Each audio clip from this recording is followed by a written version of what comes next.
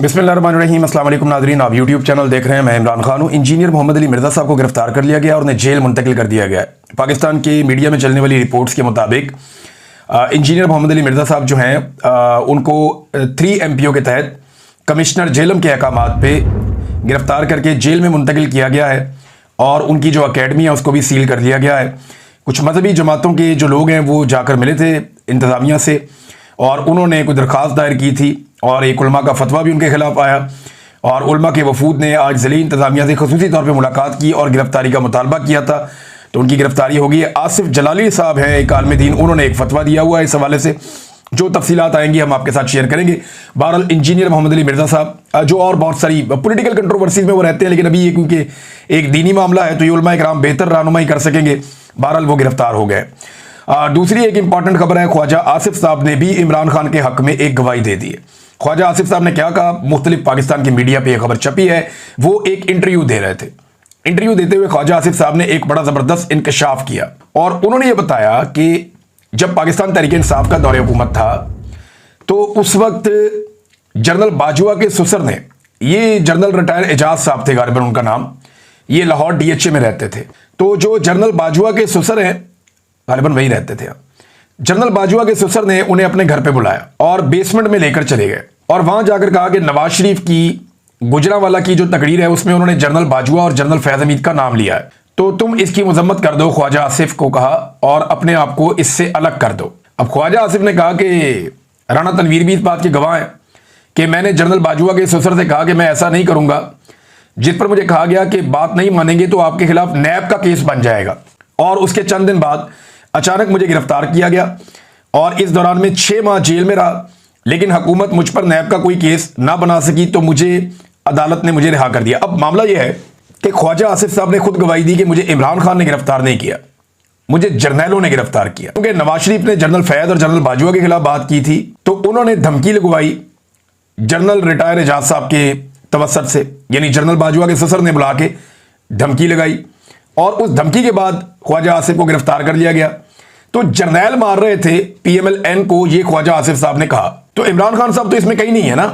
इमरान खान साहब तो खुद कहते थे कि नैब को तो कंट्रोल ही वो करते थे और ये मैं ज़ाती तौर पे जानता हूं कि नैब को बाकायदा उस वक्त मिलिट्री जर्नल्स कंट्रोल करते थे, एजेंसियां कंट्रोल करती थी, जैसे आज भी एजेंसियां ही नैब को कंट्रोल करती हैं। तो ख्वाजा आसिफ साहब ने कहा और सवाल यह पैदा होता है कि ख्वाजा आसिफ साहब फिर चुप क्यों रहे। तब से लेकर अब तक ख्वाजा आसिफ साहब ने ऐसी कोई बात ही नहीं की। आज तक ख्वाजा आसिफ साहब ने इस बारे में एक लफ्ज नहीं बोला। उसके बाद उसी जनरल बाजवा के मरहूने मिन्नत होकर उसी जनरल फैज के जूतों में गिरकर इन्होंने इक्तदार हासिल कर लिया और इमरान खान साहब की हुकूमत गिराकर खुद इक्तदार में आकर बैठ गए। अगर वो जर्नैल इतने बुरे थे तो इनको चाहिए था ना उन्हें एक्सपोज करते, या कम से कम वजीर दिफा बनने के बाद ख्वाजा आसिफ को चाहिए था कि उस शख्स पे कानूनी कार्रवाई करते जिसने इन्हें धमकी दी थी कि मैं तुम्हें गिरफ्तार करवा दूंगा या तुम्हें गिरफ्तार कर लिया जाएगा और तुम पे नैब का केस बना दिया जाएगा अगर तुमने अपने आप को इससे अलग ना किया और इसकी मजम्मत ना की। तो ख्वाजा आसिफ साहब ने एक तो बहुत देर से बात की, यानी रिटायर्ड जर्नैलों को उनके रिश्तेदारों को मारना बहुत आसान होता है, इनको हाजिर ड्यूटी माई बाप चाहिए होता है। रोजाना की बुनियाद पे आप देखें कि अभी कल की बात है, वो कैप्टन सफदर ने जो है वो नदीम अंजुम साहब को धोया बैठ के, साबिक DG ISI, और अब जो है वो ख्वाजा आसिफ साहब जनरल बाजवा को धोते हैं हर दूसरे चौथे दिन। अब उनके ससुर की भी धुलाई की है, जनरल फैज को भी रिटायरमेंट के बाद से ये टिका के धो रहे हैं। तो मामला ये है कि जिस वक्त ये जर्नैल मौजूद थे तब तो इनके जूतों के तस्मों के साथ लटक के ये लोग इक्तदार में आए थे, ये एक सच है। लेकिन चले एक अच्छी बात है कि ख्वाजा आसिफ साहब ने इमरान खान साहब के हक में गवाही दी और ये कहा कि उस वक्त भी जर्नैलों ने उनके साथ जो किया था वो किया था और इमरान खान साहब ये कह चुके हैं कि जनाब नैब तो वो कंट्रोल करते थे और जब इमरान खान साहब ने चीज़ों को ठीक करने की कोशिश की तो एस्टेब्लिशमेंट को पसंद नहीं आया, जैसे कि हमेशा नहीं आता। जो भी आदमी अपनी डोमेन वापस मांगता है या पॉलिटिकल स्पेस को बढ़ाने की कोशिश करता है उसकी हुकूमत पाकिस्तान में मिलिट्री एस्टेब्लिशमेंट गिरा देती है। बहरहाल ये एक दूसरे के पोल खुद ही खोलेंगे और ज्यादा किसी और को कुछ करने की जरूरत नहीं रहेगी, चीजें खुद ही खुलती रहेंगी। एक और नाजरीन, ख्वाजा आसिफ साहब ने माफी का एक नया फॉर्मूला भी दे दिया, ये बड़ा इंटरेस्टिंग है। ख्वाजा आसिफ साहब ने कहा कि माफी, पछतावे या शर्मिंदगी का इजहार, इन 3 चीजों में से एक चीज करनी पड़ेगी। अब 9 मई पर तहरीक इंसाफ एक ऑप्शन चुन ले, माफी, पछतावा या शर्मिंदगी का इजहार। अब चाहे ये पार्लियामेंट में कह दें, चाहे ये अदालत में कह दें, चाहे ये कौम से माफी मांग ले या इदारे से मांग ले, सियासत करनी है तो ये करना पड़ेगा। अब ख्वाजा आसिफ ने भी आज इस बात की तस्दीक कर दी कि मिलिट्री एस्टेब्लिशमेंट को पाकिस्तान तहरीक-ए-इंसाफ से माफी मंगवानी है, इसके अलावा रास्ता कोई नहीं है। अगर सियासत करनी है तो वरना सियासत वो कर ही नहीं पाएंगे। लेकिन सियासत वो कैसे करें? मखसूस नशिस्तें उनकी हैं, छीन ली गई। 17 नशिस्तें जीतने वालों को हुकूमत दे दी गई। उनकी आधी से ज्यादा सीटें कौमी असेंबली की और इसी तरह सूबाई असेंबली की भी छीन ली गई। यानी 3 सूबों में कम से कम उनकी हुकूमत बनती थी स्टेट वे, वो उनकी नहीं बनने दी गई। चौथे सूबे में उनकी एक इत्तेहादी हुकूमत बनती थी, वो भी नहीं बनने दी गई। तो पाकिस्तान तहरीक इंसाफ को दीवार के साथ लगाया गया और जितने ज़िमनी इलेक्शन होते हैं उनमें फारिग किया जाता है। उनके एमएनएस पे मुकदमात किए जाते हैं, सुनाए जाते हैं, मुकदमात के फैसले फारिग किया जाता है। तो सियासत तो उन्हें नहीं करने दी जा रही और ये एस्टेब्लिशमेंट का काम है।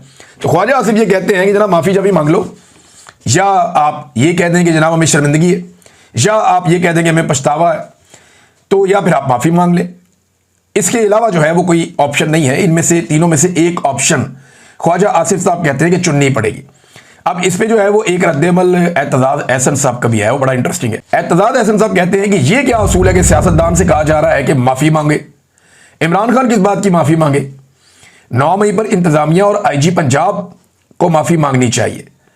आईजी बताए कि 12 घंटे कोर कमांडर हाउस चलता रहा, उसके थानेदार कहाँ थे, मौके पर क्यों नहीं पहुंचे, और सीसीटीवी फुटेज कहाँ गई, बाकी चीज़ें कहाँ गई। ये वो बहुत सारे सवालात हैं जिनके जवाब कोई भी नहीं दे रहा, या शायद किसी के पास उनके जवाब है ही नहीं, बस सजाएं दिए जा रहे हैं।